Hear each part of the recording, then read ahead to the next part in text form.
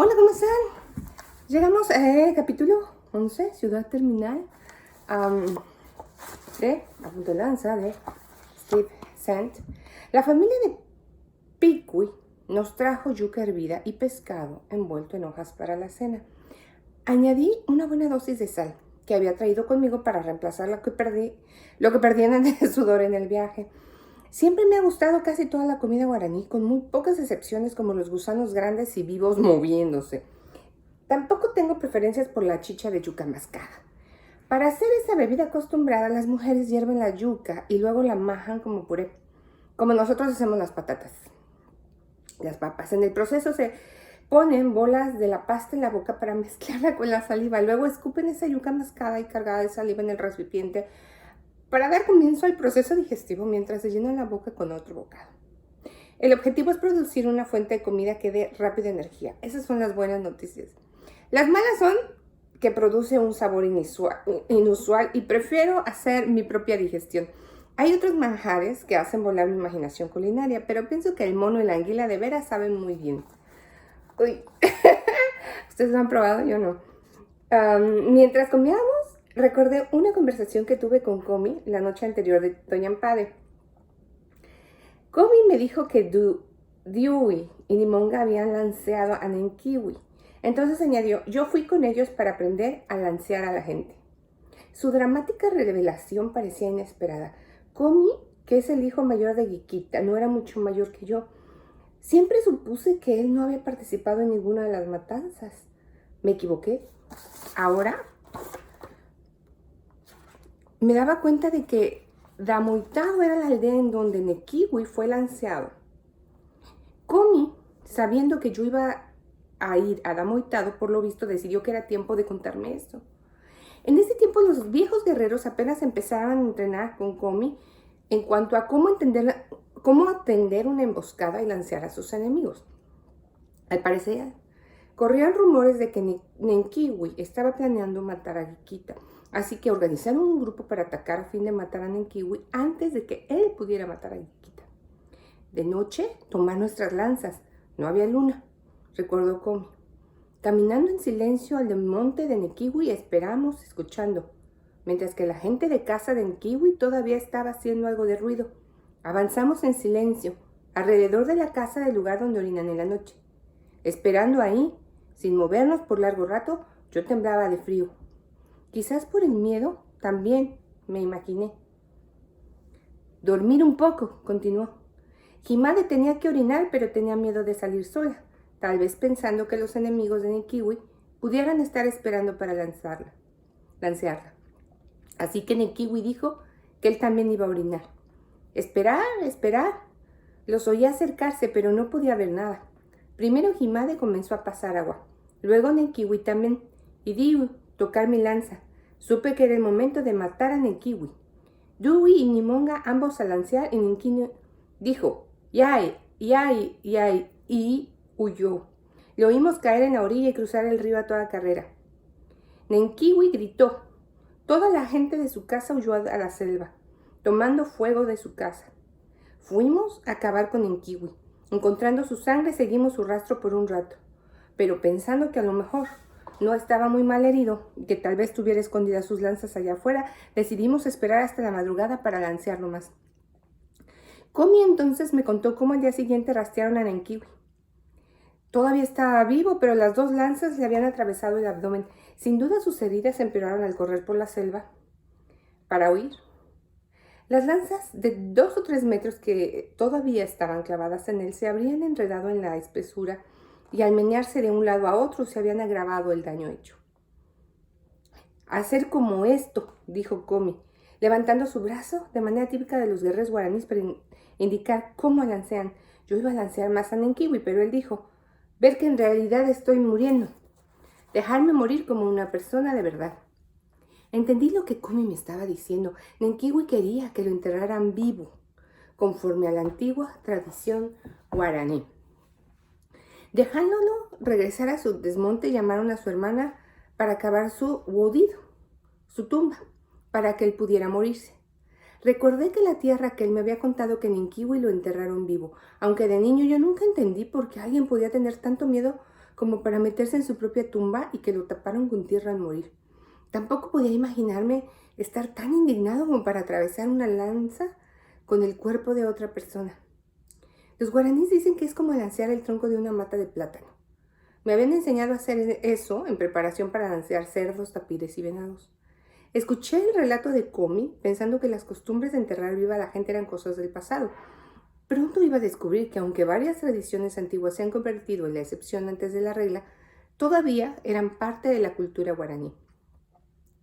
Cuando se terminó de cavar la tumba de Nenkiwi, los otros le ayudaron a romper las lanzas, que todavía estaban clavadas en su cuerpo. Él se metió en el agujero sin que se lo pidieran, pero antes de que la gente lo cubriera con hojas de palma para evitar que la tierra le cayera directamente a llenar el agujero, Nenkiwi observó otra tradición guaraní. No lo van a creer. Pidió que enterraran a sus hijos con él. Nenkiwi era apenas un joven, quizás un poco más de 20 años, pero en el mundo guaraní ya se le consideraba uno que prometía mucho. La aspiración más grande de un guerrero guaraní era ser considerado un tempo. O sea, sin miedo, sin remordimiento, astuto, capaz de superar a sus enemigos, rastreándolos y matándolos sin preocuparse de lo que otros pudieran hacer en respuesta. En represalia, un guerrero que llegaba a ser tempo estaba dispuesto a romper las reglas del comportamiento de la tribu. La infracción a estas reglas no escritas era causa para lancear a cualquiera. Era el único mecanismo que los guaraníes tenían para resolver conflictos entre ellos. Nenkiwi ya había violado varios estándares importantes dentro de su propio clan, claro. Por un lado, demandó una esposa antes de que los ancianos estuvieran listos para darle una. Se le había dado una mujer mayor que ya había estado casada con el temido Moipa, el asesino psicópata que mató más guaraníes que cualquier otro guerrero en la historia. No pasó ningún tiempo cuando esa primera esposa fue lanceada por otros guerreros del clan de Guiquita, indignados con Moipa y necesitaban algo en que desahogar su ira. Dudo que Nenkiwi extrañara a esa mujer mayor, pero su muerte le dio la razón para exigir un reemplazo. Los ancianos le dieron a otra joven, pero la mamá de Nenkiwi le informó con desdén que la prima con la que se había casado era la hija de su mismo padre. Por tradiciones guaraníes, podían casarse con sus primos, pero tenían reglas estrictas para determinar cuáles son elegibles. En los hábitos sexuales guaraníes, es importante que un hombre se case solo con sus primas legítimas, o sea, hijas de los hermanos de su madre, hijos de las hermanas de su padre. Entendían que si se casaban con primos o primas hermanastros, podría resultar un matrimonio con un medio hermano o media hermana, resultado de que su padre se había acostado con las hermanas de su madre. Sabían el peligro genético de hacer eso. Nenkiwi tomó a la esposa que su madre dijo que era su media hermana y se la llevó de cacería a la selva. Allá la ahogó en un arroyo, o pensó que lo había hecho, y se fue sin enterrar el cuerpo. Los guaraníes consideraban que no haberla enterrado era tan malo como haberla matado. Nenkiwi cometió una doble ofensa en ese episodio. La vieja Mintake, la perezosa hermana de Guiquita, estuvo casada con Dabo, hasta que él se dio cuenta que ella era reacia para trabajar y la desechó. Y había estado viviendo en la casa de Nenkiwi. Ella sospechó de las intenciones de Nenkiwi en cuanto a ir de cacería. Le siguió a la selva. Mintake encontró a la pobre muchacha apenas viva después del intento de ahogarla y le ayudó a regresar a casa, donde al fin murió. A regañadientes, los ancianos le dieron a Nenkiwi una tercera muchacha llamada Epa, la cual dio 2 hijos, un hijo y una hija. Eran los hijos de Epa que Nenkiwi quería que enterrara con él. La hija de Epa apenas tenía 4 años en ese entonces. Conociendo a Epa como había conocido desde pequeño, hallé lo que pasó a continuación casi imposible de imaginar. Epa era una mujer dulce, amable y una madre cariñosa, como la mayoría de mujeres guaraníes, pero se encontró atrapada entre la tradición de la tribu. Los guaraníes encuentran casi imposible que las mujeres Coawadi abandonen a sus bebés durante el día para que críen otras mujeres que ya tienen muchos bebés para hacerles compañía. O sea que usemos ganas. No pueden concebir la idea de que una madre renuncie al placer de dar pecho a sus hijos. Cuando Nenkiwi exigió que enterraran con él a los hijos de Epa, ella estranguló a su hijita y la puso en la tumba encima de Nenkiwi. Conociendo a Epa, pienso que quizás lo hizo para evitarle a su preciosa hijita de una muerte lenta por asfixia o deshidratación al quedar enterrada viva en un agujero oscuro con su padre que gemía y sangraba. Epa hizo lo que se esperaba de ella, pero cuando Nenkiwi exigió que su hijo Tementa se le uniera también, Epa huyó con su bebé todavía de pecho. Hay un límite hasta para el poder de la tradición. Sí hay un límite, ¿no? Yo estaba listo para apagar las luces apenas oscureció la noche. En realidad nuestra única luz era la vela que habíamos traído. La mayoría de las casas guaraní se iluminan con la luz de sus fogones para cocinar, pues ahorran sus escasas linternas de mano de baterías para excursiones por las trochas después que oscurece, y sobre todo para cazar animales nocturnos. Koba tomó su cobija, se envolvió en ella y se quedó dormido de inmediato. A mí me llevó unos pocos minutos acomodarme. Me puse en una camisa adicional, porque en la selva en realidad puede hacer mucho frío de noche. La selva tropical es como un gigantesco enfriador que cubre millones de kilómetros cuadrados. La increíble evaporación de la humedad del suelo mojado de la selva continúa hasta después de que el sol se ha puesto, extrayendo el calor de aire húmedo. Para estar en realidad cómodos, la gente necesita llevar ropa, una cobija encima y la hamaca por debajo, y una fogata encendida a sus pies. No puedo imaginarme cómo los guaraníes sobrevivían las noches en la selva cuando no tenían ropa ni cobijas.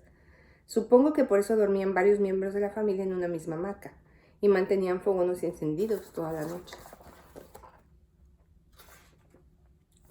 Pa y Gaba siguieron moviéndose por un rato después de que yo me había acomodado para pasar la noche. Al final encendí mi linterna de mano para ver lo que estaban haciendo. Esos pícaros estaban armando una pequeña carpa dentro del rústico hotel en esa escuela. Al principio pensé, ay no, el techo debe gotear y se están preparando para eso. Entonces caí a la cuenta de que la carpa debía ser para protegerse de las picaduras de mosquitos que dan daiku, fiebre. A propósito, no llevé nada de equipo que me distinguiera de más 3 compañeros de viaje. Se me ocurrió que si ellos iban a exponerse a la malaria por mi culpa, yo debía correr igual riesgo, pero se me pasó por no querer diferenciarme. Casi esperé que empezaran a inflar un colchón de aire. Después de mirar la carpa de Pa, pregunté, ¿ahora los mosquitos no les pueden picar? Él contestó, ahora los murciélagos no nos pueden morder. Olvidé por completo a los vampiros. Me enfadé un poco con Pa porque no me invitó a dormir con él en su carpa improvisada. Entonces me di cuenta de que para Pa, lo lógico que pensaba que si tenía una carpa yo de seguro también tendría otra. Si no la traje debía ser porque no quería usarla. Así que ¿para qué iba a ofrecerme la suya cuando obviamente yo no quería una? Pa me dijo que había bastantes vampiros alrededor de Namoitado y que constantemente mordían a la gente y a los animales. Esa era una excelente información, sobre todo antes de ponerse a dormir sin protección. Yo tenía puestos mis calcetines, así que esperaba que mis dedos gordos de los pies, el lugar favorito de los vampiros para morder, estuvieran protegidos. Me puse mi gorra y un pantalón sobre la cabeza para proteger el segundo lugar favorito para morder. No sé cuánto tiempo dormí cuando Gaba me despertó para pedirme prestada mi linterna. Me dijo que tenía que ir al baño, así que decidí ir con él siendo que ya estaba despierto. De regreso a la escuela de un solo cuarto, noté huellas oscuras que llegaban a la puerta de donde acabamos de salir. Comenzaban en la carpa de Pa, avanzaban donde yo estuve durmiendo y después salían por la puerta. Gaba dijo, Whippy, sangre, y entonces me enseñó su pie. Sí, tenía el pie derecho cubierto de sangre coagulada. Había sangre por todas partes e incluso dentro de su carpa. Gaba sirvió de merienda nocturna para un vampiro. Debe haber arrimado sin quererlo su pie contra el toldo y un vampiro peló la carne de su dedo gordo a través de la malla de la puerta de la carpa. Los vampiros no hunden sus dientes en la carne. Ay, qué decepción, ¿no? Yo me imaginaba 2 hoyitos. Usan sus afilados caninos para desprender una capa de piel lo suficiente para dejar al descubierto los capilares. O sea, bien poquito. Pero les gustan los dedos gordos y la cabeza. En ambos sitios, la sangre corre a torrentes debajo de la superficie. Debe haber hecho sangrar. Después de haber hecho sangrar, los vampiros lamen la sangre que fluye de la herida. Tienen en su saliva algún tipo de anticoagulante y anestesia que no permite que la sangre se coagule o que la herida duela. Pa y Koba, en forma típica guaraní, comenzaron a reírse y a contar las ocasiones en que sufrieron mordidas. Entonces Koba levantó el pie. El vampiro también había tratado de morder el lado expuesto del pie. Podíamos ver el lugar donde el pequeño roedor alado había pelado la epidermis. Lo único que el vampiro logró fue pelear una capa delgada de un callo, porque los pies de Koba eran duros como el cuero. El vampiro tal vez lo descubrió y se fue a buscar una presa más fácil. Por fin pude volver a dormir, despertándome unas pocas veces más cuando mi espalda y mi costado se entumían debido al contacto con los duros tablones que me servían de colchón. La mañana llegó demasiado pronto. Después de comer más de lo que habíamos cenado y tomar un poco de chicha de yuca, la cual, como ya he dicho, en realidad no me gusta, pero sé demasiado como para rechazar comida cuando uno sabe cuánto tiempo va a pasar cuando le ofrezcan a uno de nuevo. Fuimos a visitar la casa de Kawaena. Estaba descansando en una hamaca, oyendo a Pa y a Kawaena enfrascados en una conversación por lo regular entusiasta. Déjenme mover la cámara para poderme recargar así a gusto atrás. Dice que estaba descansando en una hamaca, oyendo a Pa y a Kawaena enfrascados en una conversación por lo general entusiasta en cuanto a cacería. Pero hablaba muy rápido y no podía seguir el hilo.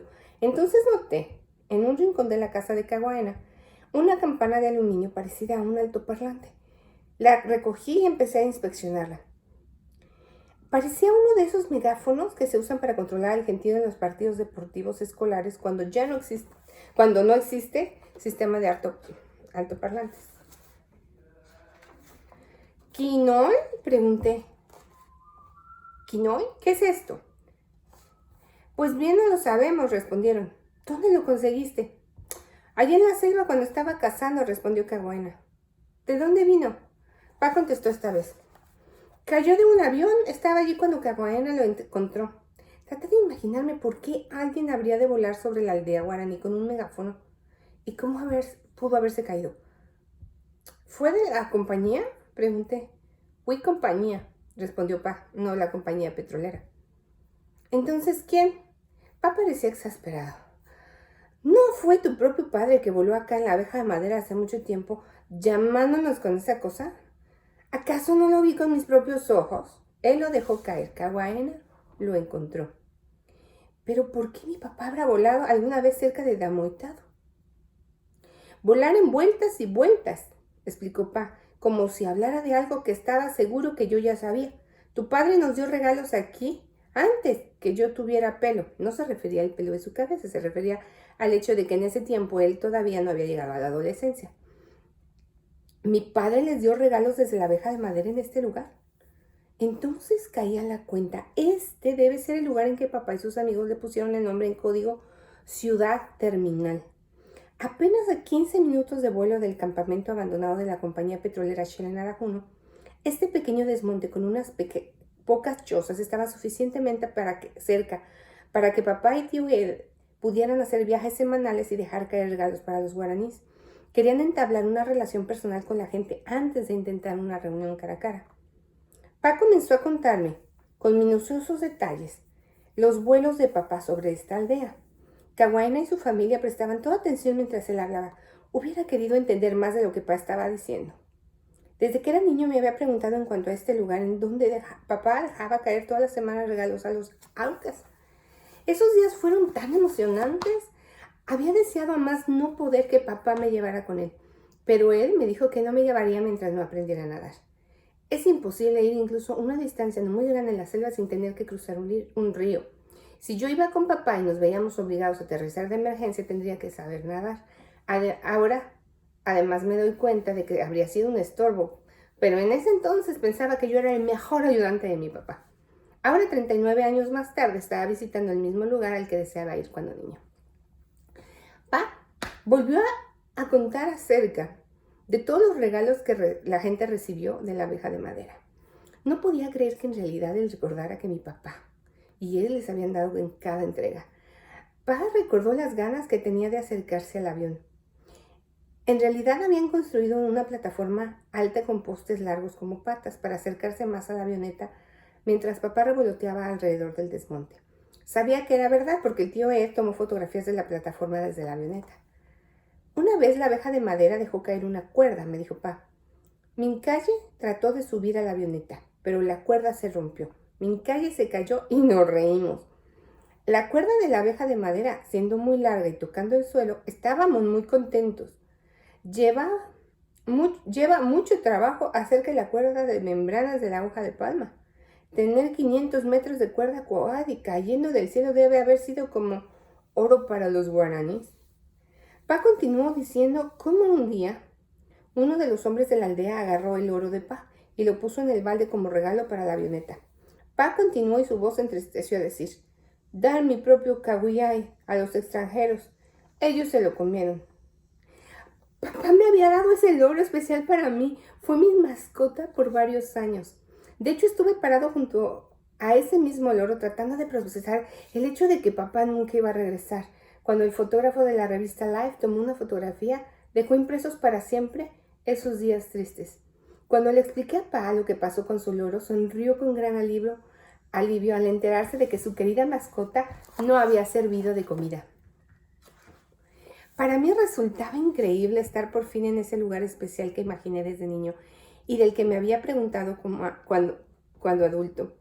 Pregunté dónde estaba el desmonte de Guiquita. Me dijeron que un poco más arriba del río. El río de Moitado y otro arroyuelo se unían abajo de la escuela en donde estábamos durmiendo. Los guaraníes me llevaron afuera y me enseñaron dónde estuvo su casa larga y donde Nenkiwi y Gimade iban a hacer sus necesidades. Después caminamos hacia la orilla del río, donde Nenkiwi se había ido a huir de Diuni, Nimonga y Komi. Mientras yo procesaba estos fragmentos de información, estaba comenzando a entender mejor el gran suceso que destruyó mi mundo cuando era niño. Suceso que marcó por igual la vida de miles de personas. Con el correr de los años, varios extraños me han contado cómo la masacre de sus 5 misioneros jóvenes los afectó mucho.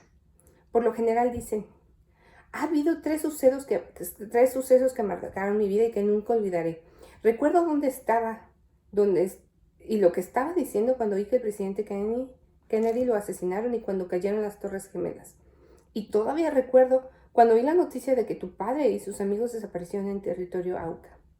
Nos sentamos con la oreja pegada a la radio y examinábamos el periódico todos los días en busca desesperada de noticias de su suerte. Quedamos desolados cuando oímos que estaban muertos. Casi todos me dicen que han orado por mí y por mi familia desde entonces. Es una experiencia increíble encontrarse con un extraño que ha orado por uno durante décadas. Al mirar por todos lados la aldea y pensar en todo lo que sucedió allí, no pude evitar sentir que a lo mejor esas mismas oraciones me hicieron regresar a un lugar que contenía tanto de mi propia historia. Qué impresionante. Para que ores por una persona, no se necesita que esa persona sepa, pero Dios siempre escucha tus oraciones. Yo he orado y oro por personas que ni siquiera conozco, ¿saben? Pero yo confío en que Dios está trabajando. Y así yo te invito que tú ores por esa gente, que tú escuches, no digas, ok, porque luego pasa, ¿no? Sí, voy a orar hoy en la noche que haga mi oración. No, es que no necesitas hacer una larga oración. Es que si vas, por ejemplo, en el carro o vas en el tráfico, cualquier camión, como sea, ves un accidente, tú puedes orar, pero no te esperes. En ese momento, dile: Dios, bendícelos, ayúdalos y créelo con tu corazón, porque Dios sí te cree. Y Dios escucha lo que tú le pides y Dios está obrando. Y así mismo como tú estás orando por otros, también, aunque tú no lo sepas, hay gente orando por ti. Porque Dios pone en cada corazón diferentes deseos, entre ellos es el cuidar de otras personas. Nos vemos en el próximo capítulo.